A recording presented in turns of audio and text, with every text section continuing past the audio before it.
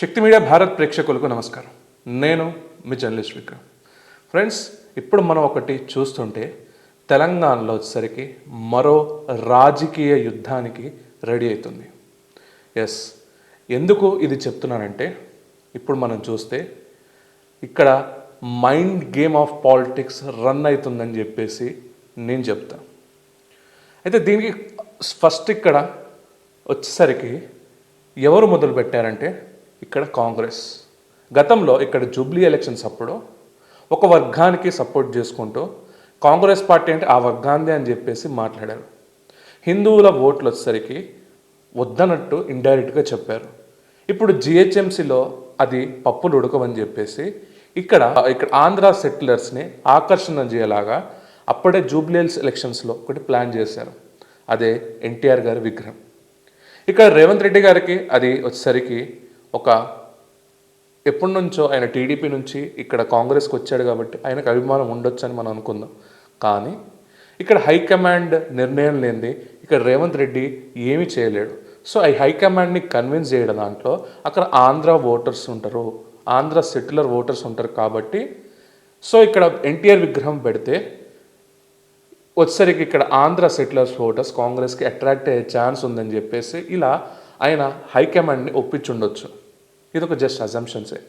ఈ dot number 1 గుర్తుపెట్టుకోండి. అయితే ఇది ప్రిపరేషన్ అనేది జరుగుతున్న వేళ రీల్స్, వీడియోస్ ఎప్పటికప్పుడు దాని గురించి అప్డేట్ సోషల్ మీడియాలో నవీన్ కుమార్ యాదవ్ ఎవరైతే ఉన్నారో అక్కడ వారు పెడుతూనే ఉన్నారు. అయితే దీనికి బీఆర్ఎస్ మాస్టర్ స్ట్రోక్ ఇద్దామని చెప్పేసి అనుకుంది. ఎలా అయితే ఇప్పుడు ఎన్టీఆర్ని డైరెక్ట్గా అపోజ్ చేయలేరు. సో ఇక్కడ ఏం చేయాలి అని చెప్పేసి చూస్తుంటే సడన్గా ఇక్కడ ఒక పక్క రాష్ట్రాల్లో ఒక పరిణామం జరుగుతుంది. ఏంటంటే పవన్ కళ్యాణ్ గారు వచ్చేసరికి అమిత్ షా గారిని కలవడం జరిగింది. అయితే ఇదే సంద్ అనుకొని ఇక్కడ బీఆర్ఎస్కి అండ్ వైసీపీకి ఫేవర్ ఉన్న ప్రొఫెసర్ నాగేశ్వరరావు ఎవరైతే ఉన్నారో వారి ద్వారా ఒక మేధావి ముసుగులో చెప్తే ఇక్కడ జనాలు నమ్ముతారని చెప్పేసి ఒక వచ్చరికి ఒక బేస్లెస్ రూమర్ని ఇక్కడ స్ప్రెడ్ చేయడం జరిగింది. దానికి నిజమే అన్నట్టు ఇక్కడ సోషల్ మీడియాలో వైఎస్ఆర్సీపీ కానీ ఇక్కడ బీఆర్ఎస్ సోషల్ మీడియా కానీ మొత్తం కోడై కూసింది. దానికి రియాక్ట్ అవుతూ పవన్ కళ్యాణ్ గారు ఓపెన్గా స్టేట్మెంట్ ఇవ్వడం జరిగింది. అండ్ ఇక్కడ జనసేన ఏదైతే జన సైనికులు ఉన్నారో వారు కేసు పెట్టడం కూడా జరిగింది. కేసు పెట్టంగానే ఇక్కడ అగ్గి రాజు చేసుకుంది. అయితే ఇక్కడ ప్యారలల్గా ఇక్కడ తెలంగాణలో ఇంకో ఇష్యూ కూడా నడుస్తుంది. అదేంటంటే 10 టీవీ వ్యవహారం గురించి జనాలు వచ్చేసరికి ఆ కార్మికుల దగ్గర నుంచి చందాలు వసూలు చేసుకొని ఒక ఛానల్ ఇక్కడ రన్ చేశారని చెప్పేసి దానిలో వచ్చేసరికి ఏదో స్కామ్ జరిగిందని చెప్పేసి దాని మీద ఇక్కడ ఇన్వెస్టిగేషన్ జరుగుతుంది. అయితే ఇక్కడ పోలీసులు రావడం, ఇక్కడ ప్రొఫెసర్ నాగేశ్వరరావు దాన్ని వచ్చేసరికి పోలీసులు వచ్చేసరికి ఇక్కడ ఆంధ్ర పోలీసులు ఉండడం ఇవంతా చూస్తుంటే రాజకీయ హైడ్రామా నడుస్తుంది. అయితే ఇక్కడ ఏపీలో నుంచి ఇక్కడ టీఎస్కి పోలీసు రాలేదని చెప్పేసి అక్కడ స్వయంగా అనితా వంగల్పూడి గారు ట్వీట్ కూడా చేయడం జరిగింది. ఇవన్నీ మనం చూసుకుంటే దీని వెనకాల మైండ్ మాస్టర్ స్ట్రోక్ ఏంటంటే ఇక్కడ బీఆర్ఎస్ జిహెచ్ఎంసీలో రావాలని చెప్పేసి. అయితే ఇక్కడ బీఆర్ఎస్ చేసిన ఇంకొక ఎత్తుగడ ఏంటంటే ఇక్కడ పవన్ కళ్యాణ్ని ఎందుకు ఇరికిచ్చారంటే Pawan Kalyan is the person వెంటనే ట్రిగర్ అయ్యే క్యాండిడేట్ కాబట్టి వెంటనే ట్రిగర్ అవుతాడు. తన మీద ఏ ఆరోపణ వచ్చినా ఏం వచ్చినా బస్తీమే సవాల్ అనుకుంటే వెళ్ళిపోతాడు. ఇక్కడే పవన్ కళ్యాణ్ని కరెక్ట్గా ఉపయోగించుకుంది బీఆర్ఎస్. ఎందుకంటే ఇక్కడ మనం చూసుకుంటే ప్రొఫెసర్ నాగేశ్వరరావు ఎపిసోడ్ దగ్గర నుంచి కంటిన్యూస్గా దీని బ్యాక్ ఎండ్ మొత్తం నడిపించేది బీఆర్ఎస్ అండ్ వైఎస్ఆర్సీపీ అని జనాలకి అర్థమవుతుందంట. కానీ ఇక్కడ చూసుకుంటే పవన్ని ట్రిగర్ చేస్తే ఇక్కడ పవన్ కళ్యాణ్ వచ్చేసరికి బీఆర్ఎస్ నుంచి ఎటువంటి సోషల్ మీడియాలో రన్ అవుతుంది కానీ మెయిన్ స్ట్రీమ్ లీడర్ ఎవరు ఇక్కడ పవన్ కళ్యాణ్ రావడానికి ఒక ప్రెస్ మీట్ కానీ ఒక స్టేట్మెంట్ కానీ రిలీజ్ చేయలేదు. కానీ వారి ఎవరైతే పెంచి పోషిస్తున్నారో కొంతమంది వాళ్ళు ఉస్మానియా నుంచి కొంతమంది మాట్లాడడం జరిగింది. అది వచ్చేసరికి కొంతమంది మేధావుల ముసుగులో, కొంతమంది జర్నలిస్టుల ముసుగులో, కొంతమంది ఇక్కడ విద్యార్థుల ముసుగులో కొన్ని స్టేట్మెంట్స్ ఇవ్వడం జరిగింది ప్రెస్ క్లబ్లో. ఇవంతా కాదనుకుంటూ ఒక జర్నలిస్ట్ రఘు వచ్చేసరికి అక్కడ ఏదైతే జన్వాడ ఆయన ఫామ్ హౌస్ ఉందో అది చెరువు శిఖం భూమి అని చెప్పేసి కబ్జా చేయడం జరిగిందని చెప్పేసి మాట్లాడడం జరిగింది.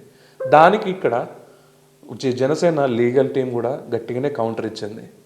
ఏదైతే 707, 732 ఏదైతే చెరువు సిక్కం ఉందో అది చెరువు సిక్కం, కానీ ఇక్కడ 706 ఏదైతే పవన్ కళ్యాణ్ ఉందో అది చెరువు పట్టా భూమి అని చెప్పేసి, Pavan only the first buyer కాదని ఆయన సెకండ్ బయర్ అని చెప్పేసి వాళ్ళు దానికి ఒక డిఫెండ్ చేయడం జరిగింది. కానీ ఇక్కడ వచ్చేసరికి మళ్ళీ ఇక్కడ డిఫెండ్ చేయడంలో ఇక్కడ బీఆర్ఎస్ ట్రిగర్ అవ్వలేదు. అయితే ఇక్కడ మళ్ళీ ఏం చేశారంటే, మళ్ళీ నెక్స్ట్ రోజు తెలంగాణ ఉద్యమకారుల పేరుతో కొంతమంది ఒక లేడీని తీసుకొచ్చి చెప్పుతోని కొట్టించడం జరిగింది వారి చిత్రపటాన్ని. ఆ చిత్రపటాన్ని కొట్టడం వల్ల ఇంకా పవన్ కళ్యాణ్ అండ్ వాళ్ళకి ఇంకా ఒక రేంజ్ ఆక్రోశానికి గురి, మీరు ఇక్కడ సభ పెట్టాలి, మీరు ఇక్కడ వస్తేనే ఇక్కడ రేపు మాకు భవిష్యత్తు ఉంటుంది, మీరు ఇక్కడ రావాల్సిందే అని చెప్పేసి ఇక్కడ జనసేన తెలంగాణ నాయకులు వారిని కోరడం జరిగింది. అండ్ ఇప్పుడు తెలంగాణ ఫార్మేషన్ డే కాబట్టి ఇక్కడ వస్తే మీరు బాగుంటుంది అని చెప్పేసి వారు కోరడం జరిగింది. సో పవన్ కళ్యాణ్ కూడా నిజంగా నన్ను వచ్చి వెంటనే ట్రిగర్ అయ్యే క్యాండిడేట్ కదా పవన్ కళ్యాణ్. ఇక్కడ పవన్ కళ్యాణ్ ట్రిగర్ అవడం వల్ల ఇక్కడ సభ పెడదామని ప్లాన్ చేశారు వితౌట్ షార్ట్ టర్మ్ నోటీస్. కాబట్టి ఇక్కడ పోలీస్ శాఖ మీకు సెక్యూరిటీ ఇవ్వలేమని చెప్పేసి వారు పార్కింగ్ దృష్ట్యా ఇంకా XYZ ఇక్కడ వాళ్ళు పర్మిషన్ ఇవ్వదలుచుకుంటే ఇవ్వచ్చు, కానీ ఇక్కడ కాంగ్రెస్ పర్మిషన్ ఇస్తే ఆంధ్రాకి నాయకులు ఇక్కడ పర్మిషన్ ఇస్తుందని చెప్పి GHMCలో మాట్లాడుకుంటారని చెప్పేసి ఇక్కడ కాంగ్రెస్ డిఫెండ్లో పడి ఉండి వారు డైరెక్ట్గానే ఇలా అద్దంకి దయాకర్ గారు మీకు పర్మిషన్ సభకే కాదు మీకు ప్రెస్ మీట్ కూడా ఇవ్వనని చెప్పేసి వారు ఒక స్టేట్మెంట్ ఇవ్వడం జరిగింది. ఇవన్నీ చూసుకుంటే కాంగ్రెస్ వచ్చేసరికి బూమరాంగ్ అవుతుంది వాళ్ళ పాలిటిక్స్ అని వాళ్ళకి అర్థం కావట్లేదు. ఏదైతే మంచి పేరు మంచి ఆంధ్ర సెటిలర్స్ ఓట్స్ వీళ్ళకు పడితే అని అందరూ అనుకున్నారు ఎన్టీఆర్ విగ్రహంతో, ఇప్పుడు అది బూమరాంగ్ అయింది పవన్ కళ్యాణ్ వల్ల. దీంట్లో పవన్ కళ్యాణ్ సభకి కానీ ప్రెస్ మీట్కి కానీ అసలు సెక్యూరిటీ ఇవ్వమని ఓపెన్ స్టేట్మెంట్ ఇచ్చుకుంటూ, అసలు పవన్ కళ్యాణ్ కాంగ్రెస్ నేతల్ని ఎక్కడైనా తిట్టాడా? రేవంత్ రెడ్డిని కానీ ఈ పొన్నం ప్రభాకర్ని కానీ అంటే మన మన అద్దంకి దయాకర్ని కానీ ఎవరినైనా ఈ కాలంలో తిట్టడా? తిట్టలేదు కదా. ఈవెన్ కేసీఆర్ గారిని కూడా తిట్టలేదు గతంలో. లాస్ట్ టైం వచ్చేసరికి ఏదైతే పివి నరసింహరావు వారి కూతురు ఎమ్మెల్సీగా నిలబడితే ఆ పివి నరసింహరావు వారి కూతురికి కూడా ఇర్రెస్పెక్టివ్ ఆఫ్ పార్టీస్ వారికి మద్దతు కూడా ఇవ్వడం జరిగింది. సో ఇక్కడ చూసుకుంటే అసలు పవన్ కళ్యాణ్ అనేది ఇక్కడ తెలంగాణ రాజకీయాల్లో ఏలు పెట్టలేదు, కానీ పవన్ కళ్యాణ్ ట్రిగర్ అయ్యే క్యాండిడేట్ కాబట్టి అతన్ని ట్రిగర్ చేసింది బీఆర్ఎస్. దాన్ని ఇక్కడ కాంగ్రెస్ సెల్ఫ్ గోల్ వేసుకుందని చెప్పేసి నేను అంటున్నా. ఆంధ్ర సెటిలర్ ఓట్స్ ఇప్పుడు ఏదైతే చంద్రబాబు నాయుడు గారి అండ్ పవన్ కళ్యాణ్ గారి దోస్తాను చూస్తుంటే ఇక్కడ ఆంధ్ర సెటిలర్స్ ఓటు వేయరు. అండ్ ముఖ్యంగా ఇక్కడ కాపు సామాజిక వర్గం ఎవరైతే GHMCలో ఉన్నారో ఇక్కడ కాపు సామాజిక వర్గం ఓట్లు కూడా ఇక్కడ కాంగ్రెస్కి పడే ఛాన్స్ ఉండదు. ఎస్, ఇది గ్రౌండ్ రియాలిటీ. ఇక్కడ బీఆర్ఎస్ చేసిన మంచి మైండ్ గేమ్లో కాంగ్రెస్ సెల్ఫ్ గోల్ వేసుకుంది. ఇప్పుడు ఇక్కడ బీజేపీ పాత్ర ఏంటి? బీజేపీ ఎటువంటి స్టెప్ తీసుకోబోతుంది? ఆంధ్ర సెటిలర్ ఓటర్స్ని ఇక్కడ రప్పించేందుకు అంటే వాళ్ళ వైపు మలుచుకునేందుకు, హిందూ ఓట్లని మలుచుకునేందుకు ఎటువంటి టాక్టిక్స్ చేస్తుంది? ఇవన్నీ చూస్తుంటే తెలంగాణలో ఒక మినీ సైజ్ యుద్ధం జరగబోతుంది బల్దియా ఎలక్షన్స్లో. మీరేమంటారు ఫ్రెండ్స్? ఇక్కడ బీఆర్ఎస్ ఆడుతున్న మైండ్ గేమ్లో కాంగ్రెస్ సెల్ఫ్ గోల్ వేసుకుందా వేసుకోలేదా? పవన్ కళ్యాణ్ ఎటువంటి రాజకీయాన్ని ఇక్కడ మాట్లాడలేదు, కానీ ఎందుకు ఆయన ట్రిగర్ చేశారు ఒక్కసారి ఆలోచించండి. సో ఇక్కడ ట్రిగర్ అయ్యే పర్సన్ని ఇక్కడ తెలంగాణ దాకా తీసుకొచ్చి ఇక్కడ ఎన్టీఆర్ గారి విగ్రహానికి వచ్చిన హైప్ని మొత్తం కాంగ్రెస్ నుంచి లాగేసుకుంది బీఆర్ఎస్. మీరేమంటారు? ఇక్కడ ఆంధ్ర సెటిలర్స్ని ఇక్కడ బీఆర్ఎస్ ఏమైనా చేయగలదా?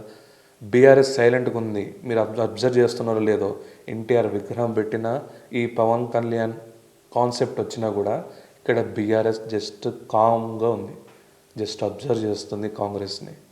వీలేసి ఎత్తుగడలకి ఇక్కడ కాంగ్రెస్ సెల్ఫ్ గోల్ వేసుకుంటుంది. ఇది అవునా కాదా? మీరు చెప్పండి ఫ్రెండ్స్. నెక్స్ట్ ఇక్కడ GHMC ఎలక్షన్స్లో ఇక్కడ సైలెంట్ ఓట్ బ్యాంక్. బీఆర్ఎస్ ఏమనలేదు కదా, ఇక్కడ ఎన్టీఆర్ గారు విగ్రహం పెట్టినప్పుడు ఏమనలేదు, పవన్ కళ్యాణ్ ఓటు అన్నప్పుడు ఏమనలేదు. సో ఇక్కడ ఆంధ్ర ఓటర్స్ బీఆర్ఎస్కి టిల్ట్ అయ్యే ఛాన్స్ ఉందా? ఒకసారి మీరు కమెంట్స్ రూపంలో చెప్పండి. అండ్ ఇక్కడ బీజేపీ పాత్ర ఎట్లా పోషిస్తే బెటర్ అనేది కూడా మీరు కమెంట్స్ రూపంలో చెప్పండి. జై హింద్, జై భారత్. ఈ వీడియో కానీ మీకు నచ్చినట్లయితే friends like, share and comment చేసి మన బెల్ ఐకాన్ని ప్రెస్ చేయాల్సిందిగా కోరుకుంటున్నాను.